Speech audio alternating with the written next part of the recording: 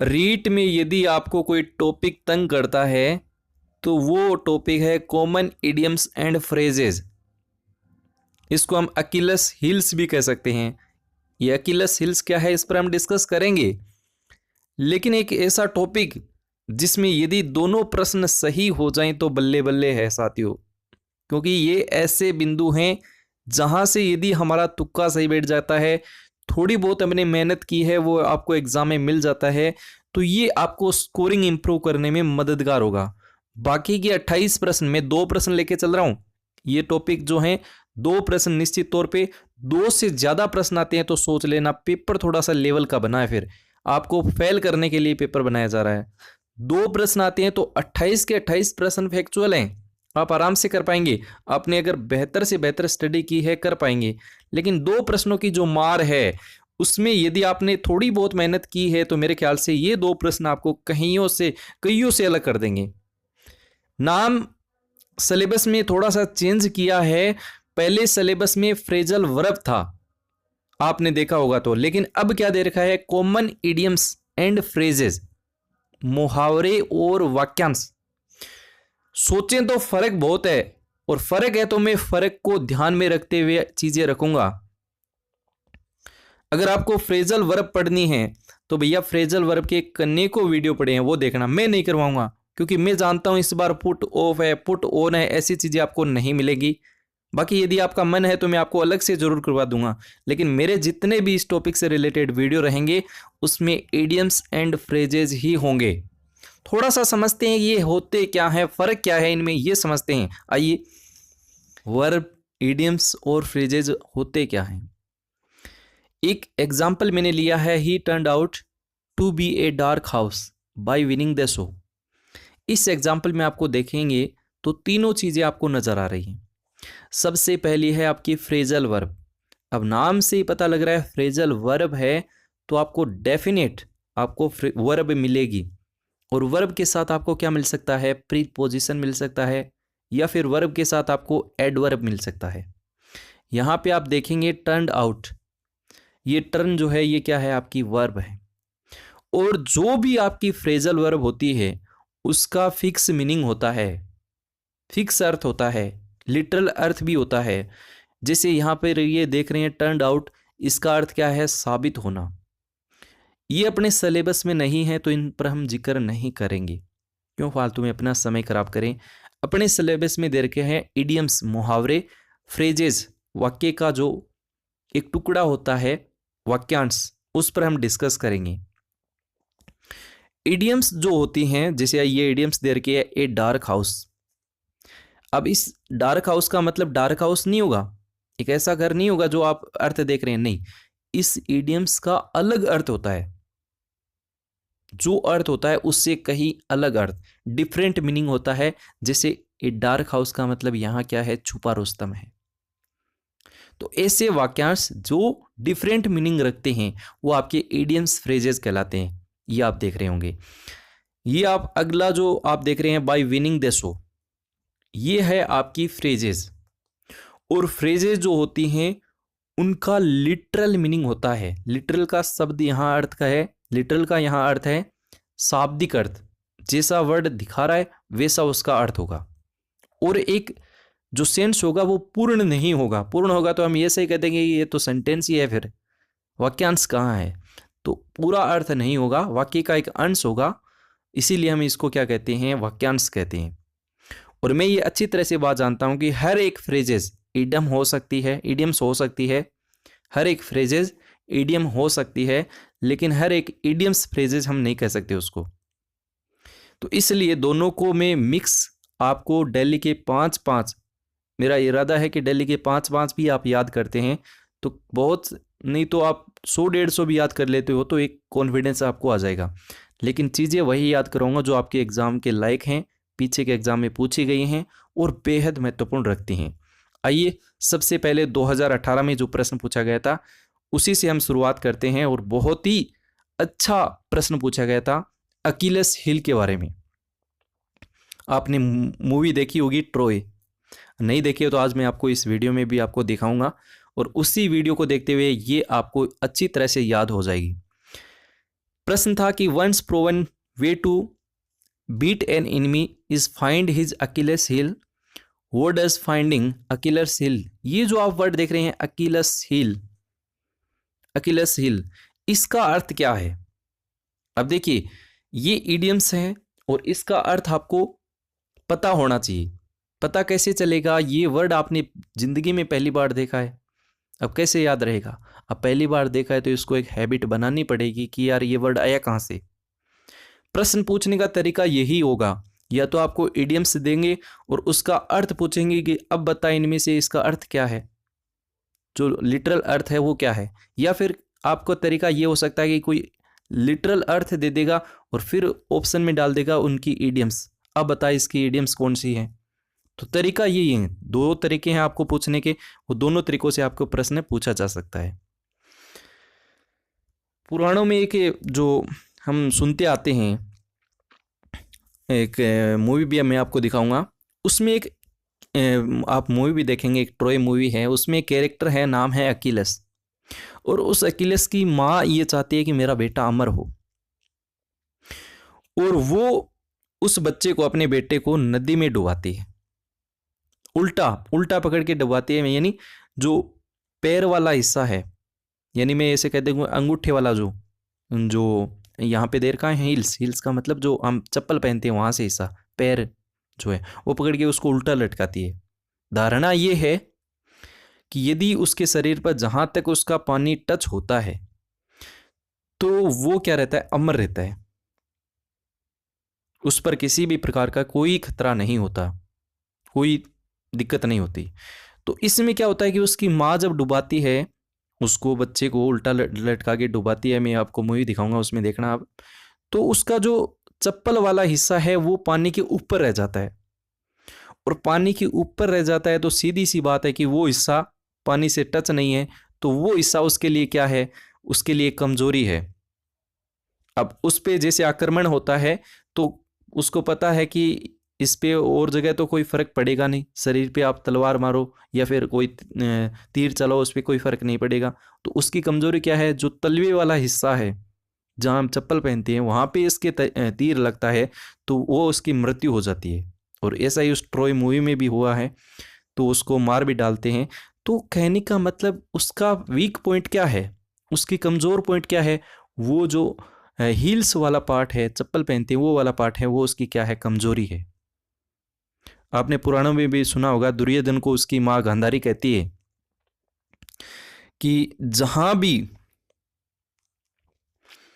गांधारी जो कहती है कि जहाँ भी कपड़े उतार आओ, जहाँ भी मेरी दृष्टि पड़ेगी, कपड़े उतार के आओ, आप दुर्योधन से कहा, जहाँ मेरी दृष्टि आप पूरे तन पर पड़ेगी वहाँ तक आपको कोई भी तीर छू भी नहीं सकेगा। और आपको पता भी होगा कि कृष्ण ने कहा कि ऐसा थोड़ी होता है, तू नंगा है, नंगा कैसे जाएगा अपनी माँ के सामने। तो वो क्या करता है कि जो अपना प्राइवेट पार्ट है उस पर कुछ पत्ते वत्ते लगा के हो जाता है, तो वो जो पत्ते वाला जो लगा के जाता है तो वहाँ पे क्या रहता है कि वो सेफ जगह नहीं रहती है। तो उन पता ही है कि वो जो भीम जो था वो अपनी गदा से उसको मार देता है वो वहाँ पे लगा के, क्योंकि वो पार्ट तो सेफ है नहीं। तो ये चीज़ें हैं, तो ये वर्ड वहाँ से लिया गया है अकीलस हील। इसका मतलब होता है वीक पॉइंट, एक ऐसा पॉइंट जो हम कह सकते हैं कि दुश्मन को हराने का तरीका क्या है, दुश्मन को हराने का तरीका क्या है, एक कौन सा सिद्ध तरीका हो सकता है, ये होता है आपका वीक पॉइंट।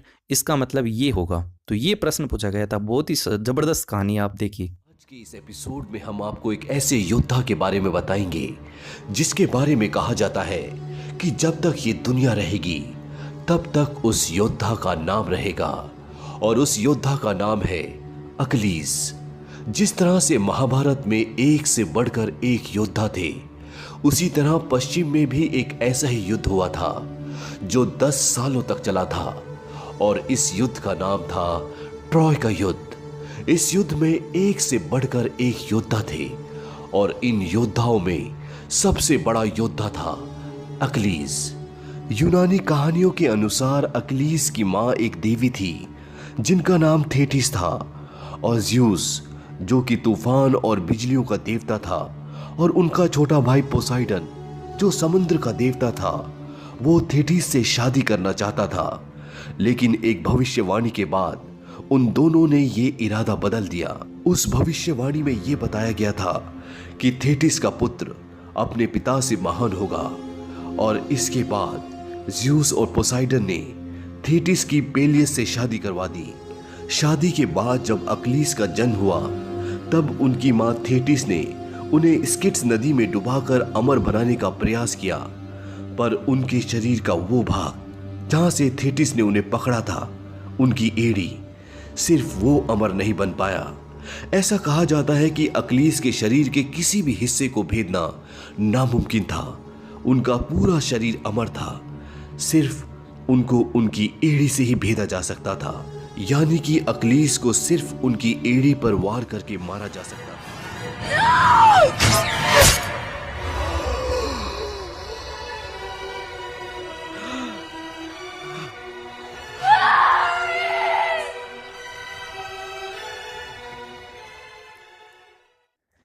एक और इडियम्स दे रखी है, बहुत ही महत्वपूर्ण है, कई बार एग्जाम में पूछी जा चुकी है। ए ब्लैक शिप, एक काली भेड़। और इसका सही उत्तर है ऑप्शन नंबर बी, अन अनलक्की पर्सन। क्यों है ये मैं आपको बताऊंगा, याद भी कराऊंगा। देखिए, कई बार हमारी जिंदगी में ऐसे ऐसे काम हो जाते हैं, हमारी ज़िंदगी ऐसे वैसे मोड़ पे आ जाती है कि लोग भी हमें ये कहते हैं कि ये तो यार ब्लैक शिप है। शिप का मतलब यहाँ भेड़ है, याद करवाता हूँ मैं आपको अभी आपको। शिप का मतलब क्या है, भेड़ है। और भेड़ अमूमन हम क्या देखते हैं, सफ़ेद होती है, लेकिन यहाँ कैसी है, ब्लैक है। अब ब्लैक है तो इस भेड़ का तो काम खराब हो गया ना, लोग इसे अशुभ कहेंगे, बुरी कहेंगे। और ऐसा ही हमारी लाइफ में होता है। मान लीजिए एक लड़का है, मैं अपनी मान लेता हूँ, मैं हूँ, और हम 3 भाई हैं। और हम 3 भाई हैं तो तीनों में 2 की तो अच्छी सेटल है लाइफ, अच्छे खासे पैसे आते हैं, अच्छी खासी इमेज है दुनिया में। और मेरा जो लक है वो ख़राब है, लोग गालियाँ देते हैं, मैं भी निठल्ला पड़ा रहता हूँ, काम नहीं करता हूँ, ऐसे ऐसे वीडियो बनाता हूँ जिसे लोग गालियाँ देते हैं। घर वाले कहते हैं, पड़ोसी तक कहते हैं कि यार ये और तो ठीक है इनके परिवार में, बाकी तो सब ठीक है, ये एक निठल्ला है, ये पता नहीं ये ब्लैक शिप कहाँ से पैदा हो गया। तो ये एक जो वर्ड होता है, ये अनलक्की पर्सन के लिए यूज किया जाता है। तो याद रखना, जब भी आपके दिमाग में ऐसी इमेज पड़े ए ब्लैक शिप, तो आपको याद रखना है अनलक्की पर्सन। ऑप्शन बी होगा इसका राइट आंसर। आइए एक और इडियम्स दे रखी है, इसको याद करने की कोशिश करते हैं। The idioms break the ice, बर्फ का तोड़ना। आइस का मतलब होता है बर्फ, और ब्रेक का मतलब तोड़ना। तो इसका लिटरल मीनिंग से अलग अर्थ है। अब ये नहीं है कि बर्फ को तोड़ना, टू डाई मरने के लिए इसका यूज नहीं होगा। To break ice into a small piece नहीं होगा। टू कीप साइलेंट नहीं। टू बिगेन द टॉक बिल्कुल सही है। बातचीत को शुरू करना। कई बार अपनी लाइफ में नहीं होता ऐसा कि हम यार ऐसी जगह बैठ जाते हैं जहाँ बातें शुरुआत ही नहीं होती, किसी अनजान के सामने बैठ जाते हैं। मान लीजिए शादी हुई है और शादी हुई है, सामने वो बैठी है, अब हम बातचीत शुरू कहाँ से करें। हालांकि अभी तो हमारी तक हुई नहीं है तो हमें इतना नॉलेज नहीं है, बाकी हम एक अंदाज़ा लगाते हैं। हम फ्रेंड्स से, मान लीजिए हम किसी ऑफिस में बैठे हैं तो सामने कोई बैठा है, तो 1-2 बातें होती हैं, बातें होती नहीं है, स्टार्ट ही नहीं होती है। तो ये होता है ब्रेक द आइस। ये एक ऐसा वर्ड है जो अपनी बातों को शुरू करवा देता है। कोई ऐसा काम हो जाता है, कोई ऐसा पॉइंट आ जाता है, कोई ऐसा उत्प्रेरक वहाँ आ जाता है जिससे वो बातें होने लगती हैं। तो टू बिगेन द टॉक, बातें शुरू हो जाना, इसके लिए हम यूज़ करते हैं break the ice. Break the ice याद रखना आज से, टू बिगिन द टॉक। ठीक है, उम्मीद करता हूँ समझ में आ गई होगी। बाकी तो अपने हिसाब से कैसे इसको याद करना है, ये डॉट नहीं है, कभी भी डॉट नहीं आता आगे। चौथी इडियम्स आज की दे रखी है, nuts and bolt. Nuts and bolt. अब देखो एक ऑप्शन यहाँ पे दे रखा है, मैं आपको दिखाता हूँ दिया है कि नहीं दिया मैंने। चलो इसमें नहीं दे रखा मैंने। इसका सही उत्तर क्या होगा, नट्स एंड बोल्ट। कई बार ऐसे दे देता है कि एक मशीन का पार्ट है, वो गलत होगा एकदम। मशीन का पार्ट, क्योंकि इडियम्स का टॉपिक है तो उससे अलग अर्थ ही होगा। नट्स और बोल्ट का मतलब होता है practically rule, an important fact. मतलब इसका ये होता है कि मान लीजिए आज आप रीट की तैयारी कर रहे हैं, और रीट की तैयारी कर रहे हैं तो आपको पता है कि तैयारी कैसे करनी है, आपको उस चीज़ के नट एंड बोल्ट्स का पता है। यहाँ पर नट और बोल्ट का मतलब ये है कि आपको ये चीज़ पता है कि पढ़ना क्या है और छोड़ना क्या है, इसलिए इसका यूज किया जाता है nuts and bolt. Nuts and bolt, practically rule, एक important fact. Option number D इसका सही आंसर रहेगा। ये किसी भोजन का आइटम नहीं है, and a problem in starting नहीं होगा, अनइम्पोर्टेंट ऑब्जेक्ट नहीं होगा। उम्मीद करता हूँ ये भी आपको अच्छे से समझ में आ गई होगी। जब भी आपके दिमाग में नट्स एंड बोल्ट की इमेज पड़े, समझना कि हाँ यार, ये कोई एक ऐसी लाइन है जिसकी वजह से मैं बेहतर कर सकता हूँ, हमारी लाइफ का एक बहुत अच्छा हिस्सा है। किसी भी लाइफ में हम सक्सेस होते हैं तो उस लाइफ का एक इम्पोर्टेंट फैक्ट होता है नट्स एंड बोल्ट। यानी कोई ऐसा काम, आप बिजनेस भी कर रहे हैं तो उस बिजनेस का कोई एक ऐसा पॉइंट जो आपको बेहतर करने के लिए यूज किया जा सकता है, जिसे आप और बेहतर कर सकते हैं। उम्मीद करता हूँ समझ में आ गई होगी। बाकी अपने स्तर पर इसको रटते रहिए, याद करते रहिए। पांचवी आज की लास्ट इडियम्स दे रखी है, to turn over a new leaf. To turn over a new leaf, नई पत्ती में बदलना। नई पत्ती में बदलना, पेड़ होता है उसके आगे की जो पत्तियां निकलती हैं उसको हमारी आम भाषा में कुंपल कहते हैं, तो उसमें बदलना ये क्या है? तो इसका भी एक लिटरल अर्थ से कहीं अलग अर्थ होगा। नई पत्ती में बदलना, सोचना इस ऑप्शन को मेरे ख्याल से आप गलत नहीं करोगे। To change the old habit and adopt new ones, नई चीज़ों को ग्रहण करना और पुरानी हैबिट्स जो हैं उनको बदलना। तो ये तो मेरे ख्याल से बिल्कुल सही है, चेंजेस की बात आ रही है और यहाँ पे भी एक चेंजेस है, नई पत्ती में बदलना। दे रखा है to change one's behaviour for better, बेहतर करने के लिए अपना व्यवहार है उसको चेंज करना। बिल्कुल सही है, ये भी बिल्कुल सही है। तो ऑप्शन नंबर सी इसका आंसर रहेगा। और ये मेरे ख्याल से बहुत ही अच्छी इडियम्स दे रखी है, फ्रेजेज हम कह सकते हैं। उम्मीद करता हूँ ये पांचों की पांचों और इतनी समझ में आ जाती हैं तो आपकी एक हैबिट बन जाएगी। अगर हैबिट बन जाएगी तो मैं आपको 100% तक ले जाने की गारंटी मैं रखूँगा। बाकी आप मेरे साथ चलते रहिए। तो एक बार फिर से रिवाइज कर लेते हैं। अकिलस हील का मतलब होता है वीक पॉइंट, एक ऐसा पॉइंट जो दुश्मन को हराने के लिए एक कारगर तरीका, हम कह सकते हैं वीक पॉइंट। दूसरी इडियम्स हमने डिस्कस की थी, ब्लैक शिप यानी अनलक्की पर्सन के लिए यूज किया जाता है। ब्रेक द आइस, बर्फ का तोड़ना, इसका मतलब होता है बातचीत का शुरू हो जाना, टू बिगिन द टॉक, है ना। और नट्स एंड बोल्ट का मतलब होगा एक इंपॉर्टेंट चीज़, इंपॉर्टेंट फैक्ट, प्रैक्टिकली रूल, और एक ऐसा हिस्सा जिसके कारण हम उस चीज़ को बेहतर कर सकते हैं, उस क्षेत्र में हम बहुत अच्छा काम कर सकते हैं। तो ये होता है, इसके लिए हम यूज़ करते हैं नट्स एंड बोल्ट। मैं रीट की तैयारी बहुत अच्छे से कर रहा हूँ क्योंकि मैं इसके नट्स एंड बोल्ट को जानता हूँ, मतलब इसकी गहराई को जानता हूँ, क्या चीज़ें छोड़नी है, क्या मुझे पढ़नी है, वो चीज़ें मैं जानता हूँ। तो इसके लिए यूज़ किया जाता है नट्स एंड बोल्ट। इसमें ये डॉट आगे नहीं लगेगा क्योंकि इनके आगे कभी पुलिस स्टॉप वगैरह नहीं लगता। अंतिम जो थी वो थी to turn over a new leaf, नई पत्ती में बदलना।